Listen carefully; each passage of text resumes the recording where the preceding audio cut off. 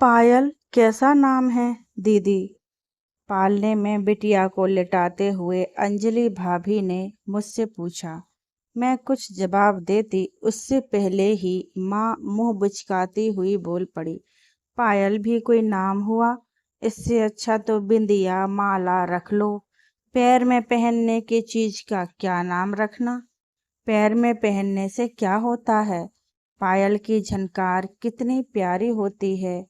नाम लेने में रुनझुन की आवाज कानों में गूंजने लगती है। भाभी और माँ मैं हमेशा ऐसी ही कितनी ही बातों पर नोक झोंक हो जाया करती थी। मैं तटस्थ भाव से देख रही थी। ना भाभी के पक्ष में कह सकती थी, ना माँ के पक्ष में।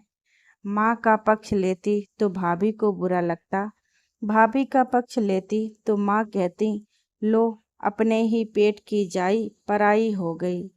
ऐसे भाभी और माँ में बहुत स्नेह था, पर कभी कभी किसी बात पर मतभेद हो जाता तो फिर एक मत होना मुश्किल हो जाता। भैया आयु में मुझसे बड़े थे, पर मेरा विवाह उनसे पहले हो गया था। मेरे पति की नौकरी उसी शहर में थी, इसीलिए मैं अक्सर माँ से मिलने आती रहती थी। विवाह के 2 वर्ष पश्चात जब भाभी के पैर भारी होने का आभास माँ को हुआ, तो उस प्रसन्नता में न जाने कितने नाम उन्होंने अपने पोते पोती के सोच डाले। बिटिया होते ही माँ ने अपने सोचे हुए नामों की पूरी सूची ही सुना डाली। लक्ष्मी, सरस्वती, सीता जैसी देवियों के नाम के सामने माँ को काजल, कोयल, पायल जैसे नाम बिल्कुल बेतुके और सारहीन लगते। आधुनिक सभ्यता में पली बढ़ी भाभी को माँ का रखा कोई भी नाम पसंद नहीं आया। उन्हें पायल पसंद था, सो वही रखा। पर माँ भी कहाँ मानने वाली थी। उन्होंने कभी अपनी जबान से पायल नहीं पुकारा और बिटिया को रुनझुन कहने लगी। रुनझुन क्या हो गई थी? माँ को जीने का सहारा मिल गया था। हरदम उसे सीने से लगाए रखती।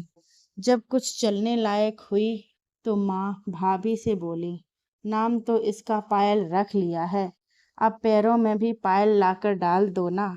और फिर एक दिन स्वयं माँ ही छोटे छोटे घुंघरुओं की पायल लाकर उसके पैरों में पहना दी। घर का कोना कोना छम छम की आवाज से गूंजने लगा।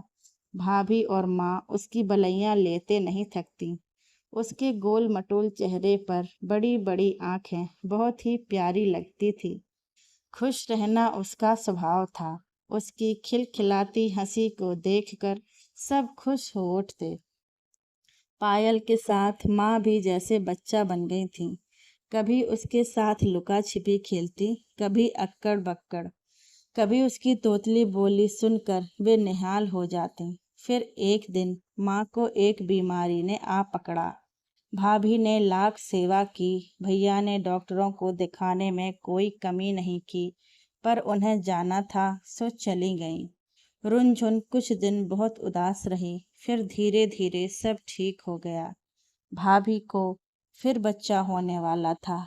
नए भाई बहन के आने के एहसास से पायल बहुत खुश थी।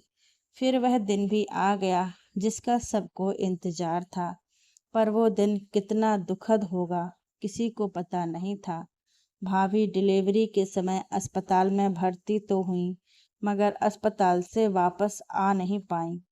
केस बिगड़ गया था। डॉक्टर ने बच्चे को बचा पाए, ना बच्चे को बचा पाए ना ही भाभी को। 5 साल की उस अबोध बच्ची को मैं अपने पास ले आई थी।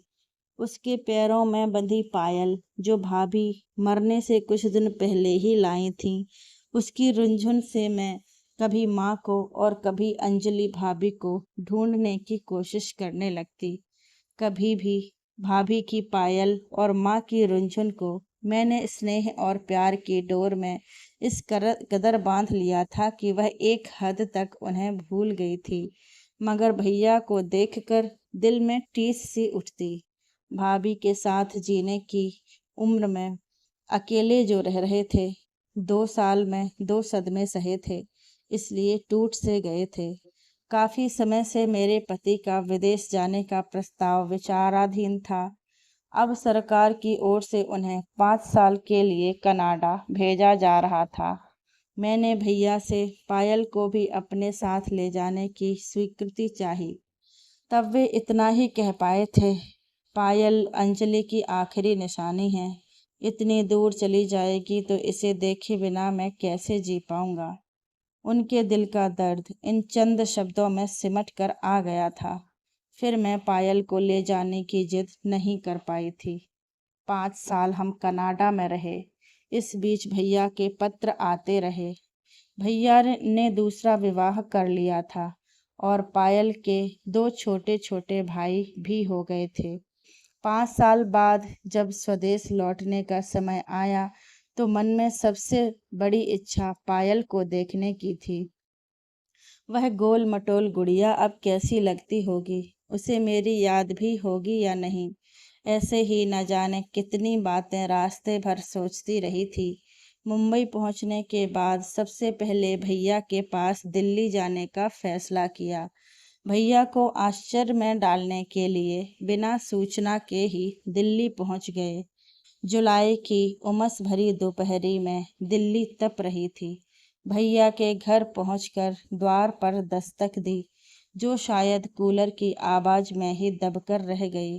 दरवाजा अंदर से बंद नहीं था, हाथ से ठेलते ही खुल गया। रसोई घर से पानी गिरने की आवाज आ रही थी। सोचा भाभी वहीं होंगी, सो सीधी वहीं चली गई। एक दुबली पतली 11-12 साल की लड़की मैली सी फ्रॉक पहने नल के पास बैठी बर्तन धो रही थी। उसने मुझे अचानक देखकर जल्दी से हाथ धोकर खड़ी हो गई। हम लोगों को बैठक में बैठाकर उस कमरे की ओर बढ़ गई जहां कूलर चल रहा था। 5 मिनट बाद ही एक सुंदर सी औरत, जिसके बाल कंधे तक कटे थे, सिल्क की साड़ी पहने, आंखों में अजनबीपन का भाव लिए हमारे सामने खड़ी थी। भैया घर पर नहीं थे, इसलिए मुझे अपना परिचय स्वयं ही देना पड़ा। मैं अपने को रोक नहीं पा रही थी, इसलिए पूछ लिया, भाभी पायल कहाँ है?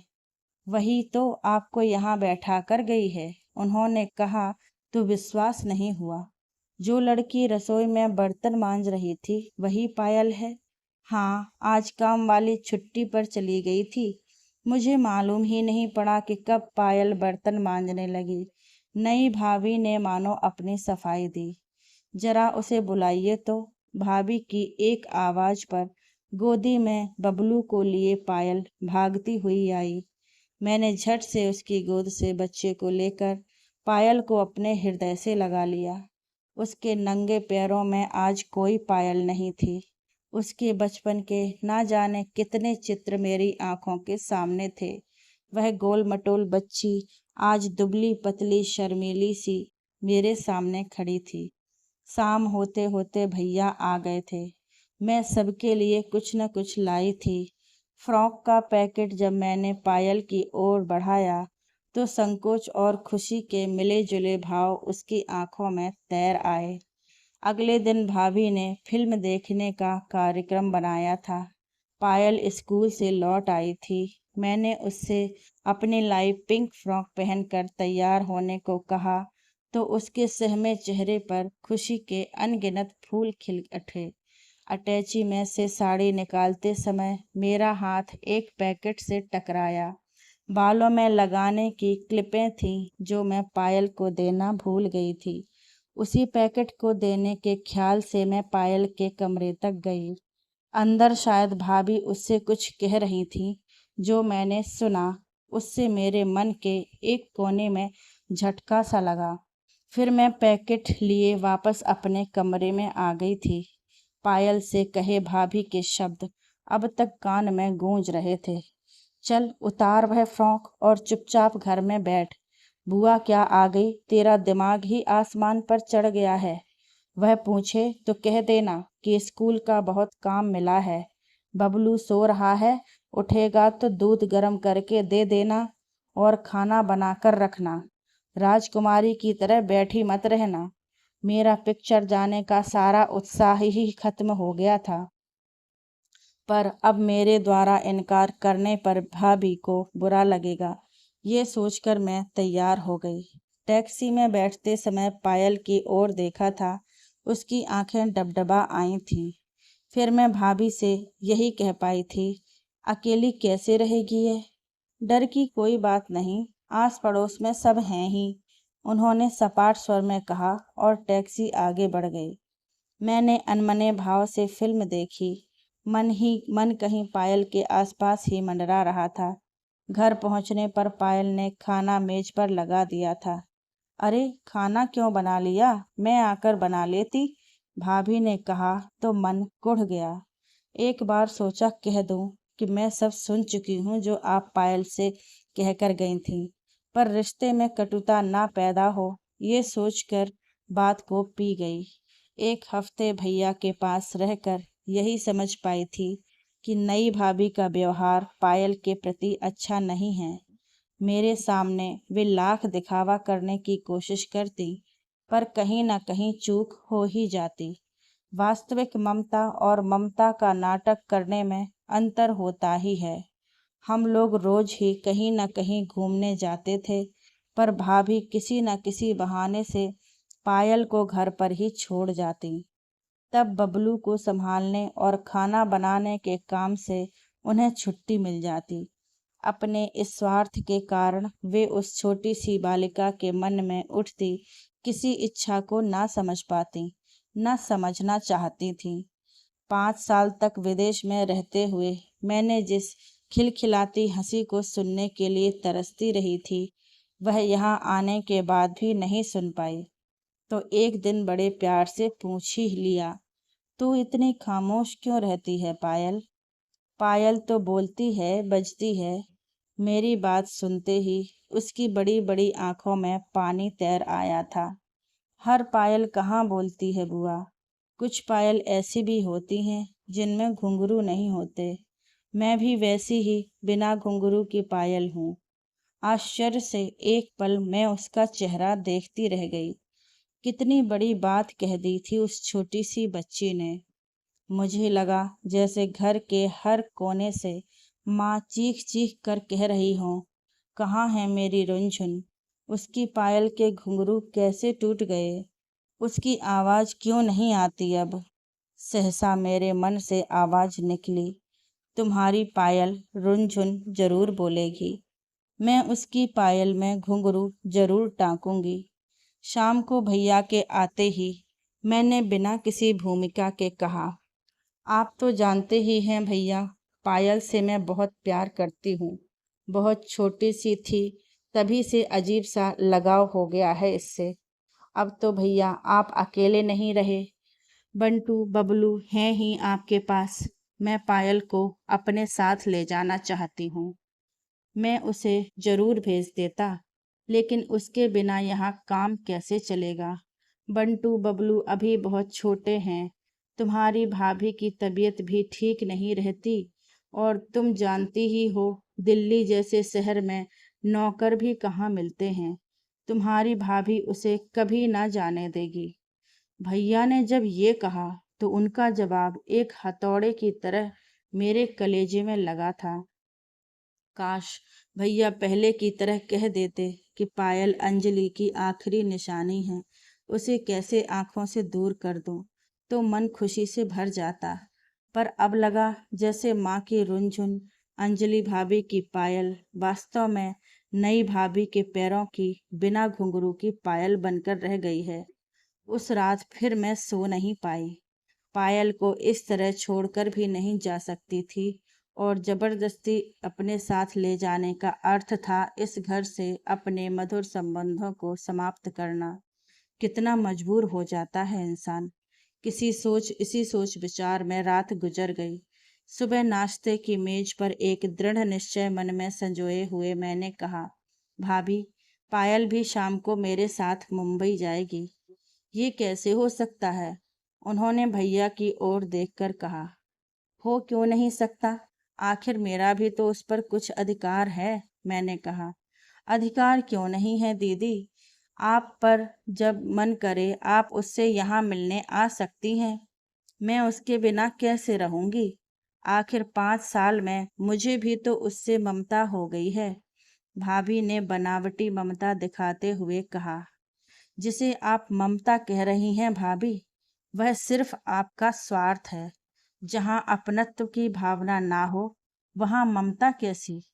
इस आयु में जब बच्चे दीन दुनिया की चिंता से दूर अपने में मस्त खेल कूद में लगे रहते हैं, आपने पिंजरे की पंछी की तरह से उसे कैद कर लिया है। वह न अपनी इच्छा से उठ सकती है, न बैठ सकती है। उसका एक भी क्षण अपना नहीं है। मेरे मन का ज्वालामुखी जैसे फूट पड़ा था। मुझे किसी भी रिश्ते का जैसे डर नहीं रह गया था। हम अपने बच्चों से कैसा व्यवहार करते हैं, इस विषय में बोलने के का अधिकार किसी को नहीं है। क्रोध से भाभी का चेहरा तमतमा आया था। अधिकार है, क्यों नहीं? मरने से पहले अंजलि भाभी पायल को मुझे सौंप गई थी। यदि वह यहाँ ठीक से रहती तो मुझे बोलने का कोई हक नहीं था। पर वह मानसिक और शारीरिक दोनों रूप से अस्वस्थ हो गई है। जवाब दीजिए भैया, क्या यह वही पायल है जिसे 5 साल पहले मैं आपके पास छोड़ गई थी? हमेशा खिलखिलाने वाली पायल की हंसी कहाँ लुप्त हो गई? आपने कभी जानने की कोशिश की? करते भी कैसे? आपको दफ्तर और क्लब से फुर्सत मिले तब ना।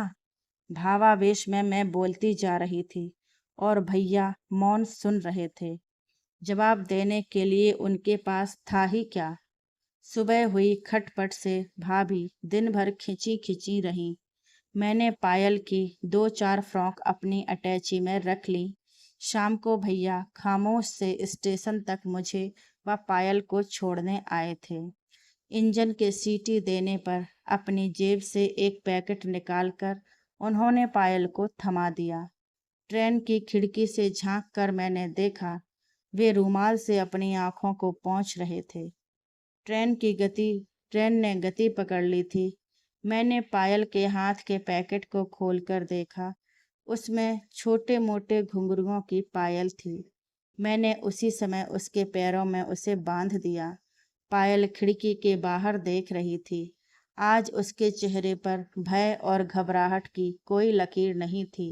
जब भी कोई दृश्य उसे प्यारा लगता, वह खिलखिलाती हुई मेरा ध्यान उधर आकृष्ट करने की कोशिश करती।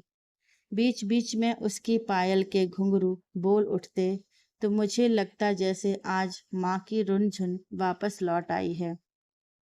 भले ही उसे वापस लाने के लिए नई भाभी से संबंध बिगाड़ने पड़े थे, पर मन में एक सुखद अनुभूति थी। आखिर एक बिना घुंघरू की पायल में घुंघरू जो टक गए थे। पाठकों, आज की कहानी यहीं समाप्त होती है। धन्यवाद।